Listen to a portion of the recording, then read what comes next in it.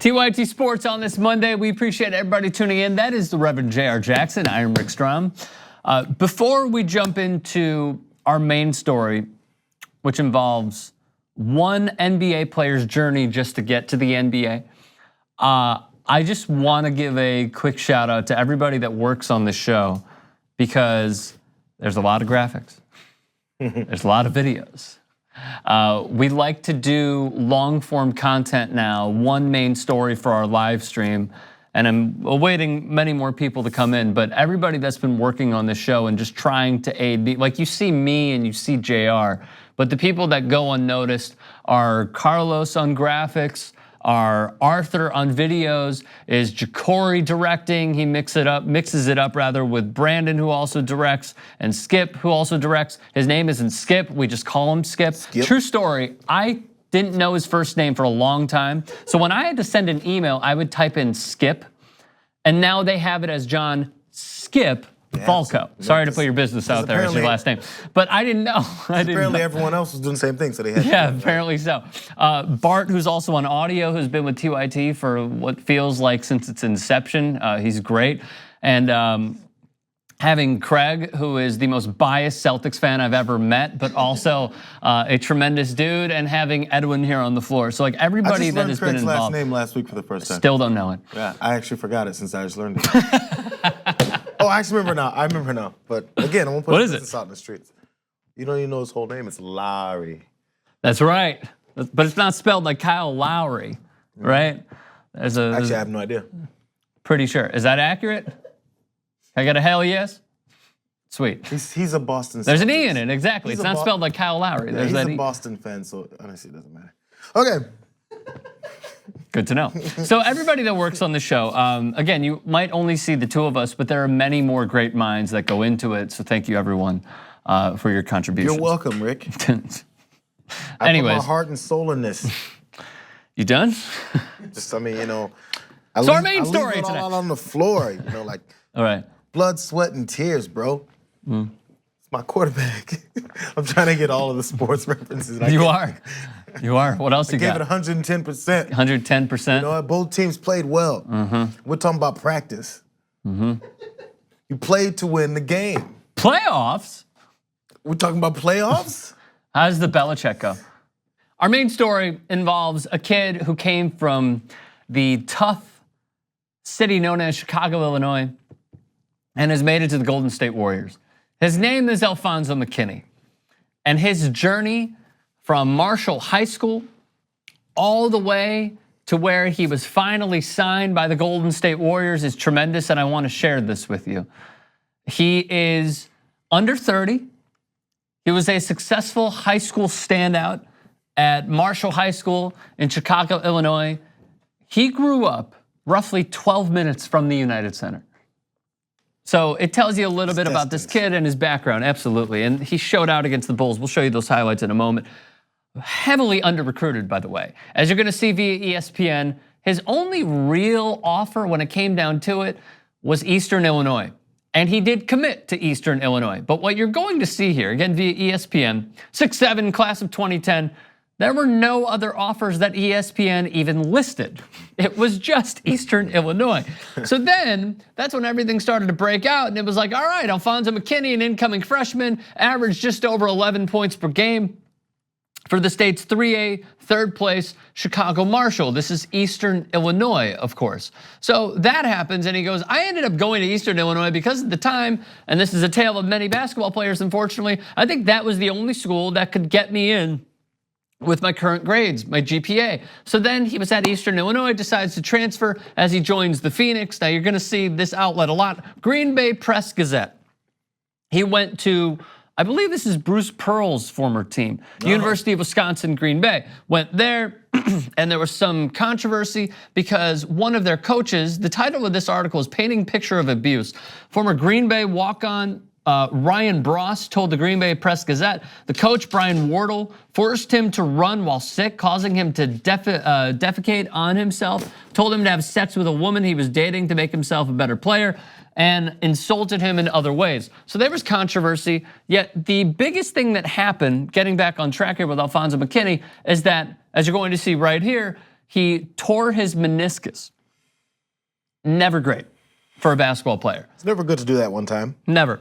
But then he did it a second time. And it's like, McKinnie, to help any way he can, that was in reference to his knee not being 100%. This is what's specifics about his descriptions of his torn menisci. Was the first time he didn't even realize it. He was playing, I think this was the dunk contest for college. Like, it's not even dunk contest, like the beginning of the season, the Midnight Madness things that happen, which after that, I would probably stop doing it. But dunk contest, windmill dunks, all these things he was doing, and didn't even realize it. Continued to play, played the exhibition game for the fans and all that, and then found his knee swell up like a balloon. And then it's like, oh, I think something's wrong here. Yeah. And then the second time even, he noticed that it was doing the same thing, and so his wife even realized that. So again, these things end people's careers. Yes. This is just the beginning. Right, and he was still in college when all of this occurred. Right. So it shows a lot about him. Obviously, when this occurs, you're not really gonna get many offers outside of college. And what occurred here was this. He had to play basketball overseas. And this is where the journey really begins. So he ended up performing well in front of the right people during exposure camps this summer, which included, this is in 2015, which included being named the MVP of the Summit League Invitational in Las Vegas, Nevada. So McKinnie was there. He had to perform well at the Invitational, and then he got added by this team. This is the most random thing you will ever see.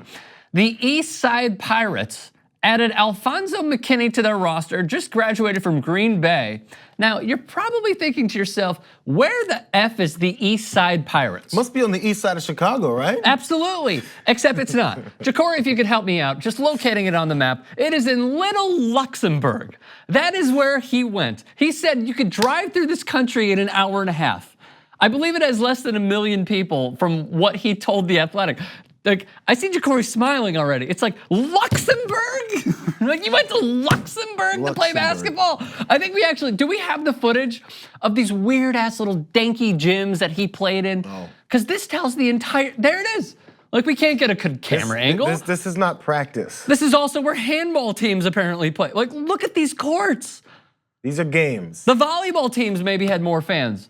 But this is Alfonzo McKinnie. This looks like the rec center at my college. Totally! That's exactly what I was thinking. I thought it was severely underwhelming is the right word for it. I was like, listen, I go to USC, why is this gym so whack? Right. But that was a college, and it's the only one we had, and it was in 1998. So I get it, but this is a professional team? A professional team who were terrible, as you're going to learn right now. So again, think about the mentality you have to go. He was great. As we go through his story, think about the mentality, and I know there's plenty of ex-athletes out there that watch. Your mentality has to be in the right spot to perform at a high level. You have to look around and enjoy your life a little bit to be inspired to do more. I will never forget the story what Chris Webber said. He went on to play, I think, a Hall of Fame type of career with I concur. With the Kings. And when he went the Bullets. When we went from I think it was after Golden State when he went up to Sacramento. He said he sat down in his room after he got traded or whatever got him up there. He said he sat down in his room, he looked out the window, and he said, I just saw farmland. And I just saw farmland. He goes, man, and I just started crying. I remember that story. I was like, oh my God, like, I'll never forget that story because I was like, man, that hurts. Yeah. Like, if I'm sitting there crying as a grown man and who's an accomplished athlete, and you're like, look at where I am. But he's still in the NBA. But he's still crying because like, I need to be inspired. Now imagine if you're in Luxembourg. And as we found out, McKinnie didn't even know where it was before he got there. Totally. Imagine when he's looking out and seeing. Now, he did mention how it was cool and you're near so many things, but you're Germany and France. You're an American kid who's like just out of college and you're thinking, where's my life going? Where's my career going? Totally, and he took a chance on it. Granted, there was a bit of culture shock with him. Yeah. He still put in the work. Now, to get back to it, The Athletic put this out. The same time the Warriors were storming toward an NBA record regular season 73 wins, McKinnie's East Side Pirates pumped out a stellar 2-27 record in empty gyms across the tiny country, population around 600K. Basically the equivalent of Wyoming, the least populated state in the US. 2 wins, McKinnie recalled. Shit was crazy. Guaranteed. For me, it was just trying to find whatever opportunity presented itself. I had went to a couple free agent EuroLeague camps in Vegas. I don't think I got too much from it, even though I played well. But then late in the summer, I ended up getting picked up by a coach in Luxembourg. From the basketball side of things, I had to learn how to be the leader of a team. Pretty much I'd play a role my entire career. I had all the guys looking at me to lead. I took it as a learning experience. It helped boost my confidence because I had several great games, in my opinion, over there. Now here's a great story. I kid you not. Real story, my first game I played, there were a couple like veteran Americans. I think like the first half, I wanna say I had 20. We were at the free throw line and he looked at me and just like, dog, why are you here?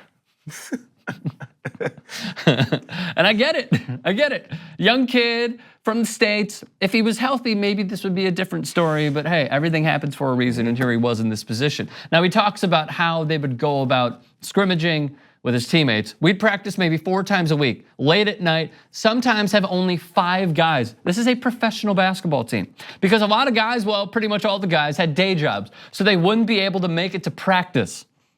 Again. Practice? This is similar to Giannis Antetokounmpo when he was coming up in Greece and played for a second-tier team in Greece.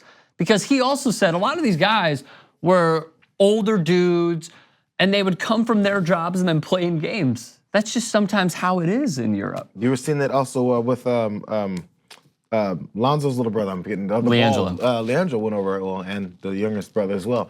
They went over there and played, but this wasn't out of absolute necessity and trying to get somewhere with their career. Yes, they were trying to get somewhere with their career, but there was other options. McKinnie had already finished college, and there wasn't many options left. And now you're playing with guys who are coming in after their day jobs, or they're not there because they have their jobs and supporting their families, 35, 40-year-old guys. Right. It's tough. And again, you're like, how is this going to where I always dreamed it would go? And then it did. Find out. Yes. And then soon enough it would. But the journey would continue. By the way, one of those guys, I remember him saying, one of them worked at like the airport. So he would go from being a baggage handler and then playing in the games along with Alfonzo McKinnie. So then here's what happened via latinabasket.com. Rayos de Hermosillo agreed to terms with Alfonzo McKinnie. He moves from the East Side Pirates. Here's the story. Right after Luxembourg, I went to Mexico. Went home for like a week in Chicago and then talked to the people in Mexico on a Wednesday, flew out on a Thursday and played my first game on Friday. My God, does this kid move fast. Luxembourg, fam, I was making $1,500 a month. 1,500 United States dollars. Then Mexico, to be honest, I don't remember what I made, but it was probably around the same time. Now, here is where there's another wrinkle in his story that just shows how crazy basketball is in Mexico. So from the horse's mouth, Alfonzo McKinnie telling this to The Athletic, some cities were a bit rough, a little dangerous. Didn't go outside my hotel room. And if I did, had to be with 2 other dudes. The police walk around with machine guns at games. I've never seen that. One night I saw some dudes got pulled and the police got pulled out and the police pulled out machine guns and had them up against the wall. I was like, let me go back to my hotel. So here's another wild story that occurred in the finals. So we know we're going to lose in the finals in Mexico. Been a heated series. People close to fighting each game, but it never happened. Mike Craig, by far the best player in the league, just lost it. One of their players pushed one of our players and Mike Craig just lost it. He like knocked out 2 guys on 1 punch. I'm just sitting there like, oh, that was the craziest thing I've ever seen. And then from there, he would play pretty well in Mexico. And as we certainly do know, it's not what you know, it's who you know. He had a connection with Randy Brown, former Bulls player. And Randy Brown was a part of the FIBA 3-on-3 tournaments. And here's what he said. I got invited to the FIBA International 3-on-3 tourneys 3 times, declined 3 times. Then the last time I ended up going.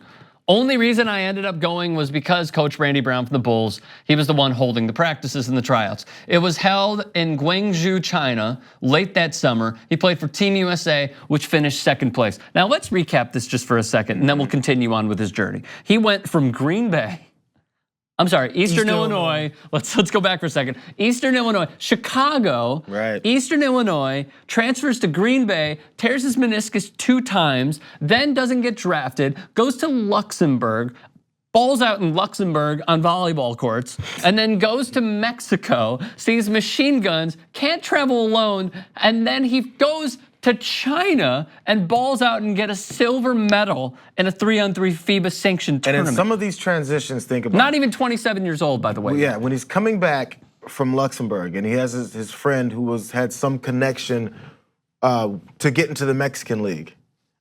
He said, when you get home, don't pack your bags. He was already preparing for this. Don't pack your bags when you get home because you're gonna have to leave. So again, he got home like on a Thursday or a Wednesday. Then he was playing back-to-back games by the Friday and Saturday. So over 2 or 3 day period, you end up going right back. Then the call he got from the coach going to play in the 3-on-3 Randy Brown in China, right? Yeah, Randy Brown. He gets that call and he's on his mom's couch sleeping. And he wakes up at 9 a.m. and the coach says, hey, is this the one when I think that's when this is accurate. Yeah, keep going. Yeah, and he said, come out. Again, and he got there in like 20 minutes. You gotta think about your readiness to do things. People that are working in things that aren't physically demanding after 2 meniscus tears, that aren't as physically demanding. If you're on your mom's couch, say, Rick, you talk sports for a living, and one of those jobs you wrapped up, finished, laid off, whatever the company wrapped, whatever it may be, you go home, maybe you had a drink. Maybe you're like, I need 5 beers tonight. Maybe I need a few shots, I'm gonna get drunk, because I got a few days, I don't know what's happening yet, let me relax, I'm at home, I haven't seen moms in a while. Yeah. But you gotta get a call to get your ass right back up and go play basketball at a high level so you can continue your career. So through all this, he still has to stay sober, chill, in high level of athletic shape, which is really hard to do. Very much so. And you get one chance. And he took advantage of it completely. Every time. Every time he took advantage of it and balled out. So after Mexico and after the silver medal winning 3-on-3 tournament in Guangzhou, China, he was then offered a spot with the D-League. In the D-League, this would come via the Chicago Tribune and the D-League affiliate of the Chicago Bulls. And here's what he said on it. I started doing free agent mini camps after the D-League season. I was trying to go to as many as possible. I had nothing to lose. I went to maybe 9 times. I went to Utah, Indiana, Clippers, Utah. Went to a few more, Brooklyn. Toronto was my last one. And guess what he did with Toronto? Took advantage of the situation because the Raptors signed him. They signed him to an NBA contract, though it was a back and forth contract where he mainly played in now the G League, formerly called the D League. Yeah, I was in the G League a lot. I was a 3-and-D guy, straight corner threes. But I spent a lot of time in the G League with the 905 playing under coach Jerry Stackhouse, who by the way is getting a ton of looks for an NBA head coaching spot. I think he should have been, he should have been there by now. Agreed. I've been, from the looks he was getting from a few years ago, 2-3 years ago now, about how well he's doing, how people react to his coaching there. Again, so now you go to the G League, or at least you go through just the tryouts. 9 teams, who's been given up by now?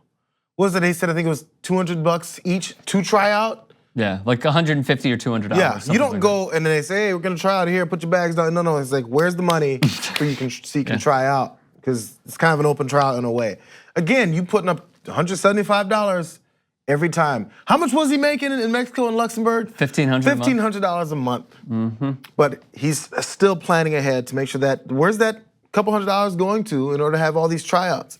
And then physically respond. Right. It's impossible, and straight up, I would have given up. And here's the best part, is that this next wrinkle shows just how somewhat lucky, but maybe how it's meant to be as well.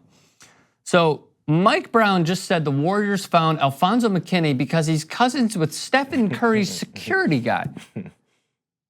The security guy is cousins with Alfonzo McKinnie and was like, hey, my cousin is actually a really good basketball player. You should take a look at him. So here's what Alfonzo McKinnie told The Athletic. I went to lunch with him, as in Kent Lacob of the Warriors, in Chicago. He told me what the proposal was. It was basically coming in, competing for a 2-way, sign an Exhibit 10, and compete for a 2-way contract. Now, if we do remember, prior to the season, granted he sustained a horrible injury, came back, rehab, came back fully healthy. Former draftee of the Golden State Warriors, now still holding out. Again, it comes full circle. Is Patrick McCaw. Now, Patrick McCaw rejected the Warriors' contract, and according to that writer, along with many others, it completely boggled their mind. And it's meant to be, because guess what? Alfonzo McKinnie, as you're going to see right here, against his hometown Chicago Bulls, put up in the double digits, hit 3 after 3 after 3. I think we actually have audio with this. Here is what he did against his hometown Chicago Bulls. Patrick McCaw not playing, McKinnie inserted in, and here's what he did. man, they can hit a three. So they got Playing with Iguodala, Draymond, McKinney and Jerebko. Alfonzo McKinnie. He just keeps getting a new career high. But that rebound. Yeah. So he's taking advantage of the situation once again. Now here's where the Warriors have to decide. It's by January 7th, according to the Undefeated, whether to guarantee McKinney and his $1.3 million salary for the season. His odds are looking better by the game. I would have to concur. And this is once again, with Alfonzo McKinnie, one of the best stories I have ever seen. And just to recap one more time, Marshall High School, Eastern Illinois, no real great offers. Transfers to Green Bay, has to deal with some controversy along the way. Tears his meniscus twice. Goes undrafted. Goes to Luxembourg, less than 700,000 people in that country. Makes dog shit money. Competes on volleyball courts. Goes to Mexico. Goes back to Chicago for like a day. Goes to Mexico. Arrives in Mexico. Plays the same day. Plays a doubleheader. Plays his second game the very next day. Comes back. D-League, G-League, Toronto Raptors, maybe for a little bit, sparing minutes here and there. Then goes back to the G-League. His Stephen Curry's security guard is Alfonzo McKinnie's cousin. And then he gets referred to the Warriors, signs a two-way, Patrick McCaw holds out, and McKinnie balls out. I've never seen this story ever. And so again, kudos to him. On the cousin that's the security guard for Stephen Curry, right? He said it's a cousin like we just kind of knew from family talking. I never really met the dude. Amazing. Straight up, like, and I don't know, a lot of people, I have those cousins. I don't know if you do. They're like, oh yeah, your grandmother always told you about this cousin you had. And I was like, yeah, I don't know. I just saw his name on the back at one of the family reunions with all the names listed. Oh yeah, there's cousin John. Never met that guy. I don't know what he does, doesn't matter. Who cares? But somehow there's another end, there's another outlet. And once he gets those ends, I don't know, it's like a clutch performance to take advantage of things. And he didn't do it every time. Obviously, he got cut, he got looked at, and then passed on many times. So it's not like every time it was perfect, but you keep trying. You know what's weird is if the Toronto Raptors hung on to him, and I'm not saying that he's great, okay? I'm not saying that he's extraordinary. But if the Raptors held on to him, excuse me, seeing what he's doing in limited time, and that's a nice body off the bench come playoff time. Another thing, okay, so he's playing with the world champion Warriors, who were considered one of the best assembled teams of all time. And I'm one of those people who thinks that. He's not playing for the Cavaliers, where it's like, oh yeah, he's in some garbage time with a garbage team that's not doing much, that has no direction, just fired their head coach, and they don't really know who they want to have on the court. So of course we'll give this random guy some time. No, he's got Draymond Green, Steph Curry, Klay Thompson, Kevin Durant looking for him on the three-point line. These guys don't just trust anyone. Right. If I'm out there, I'm like, hey, give me the ball. You know what they're gonna do? Right. They're not gonna pass you the ball. But he's done something to prove to them to have confidence in him when they can kick him that ball. Agreed completely.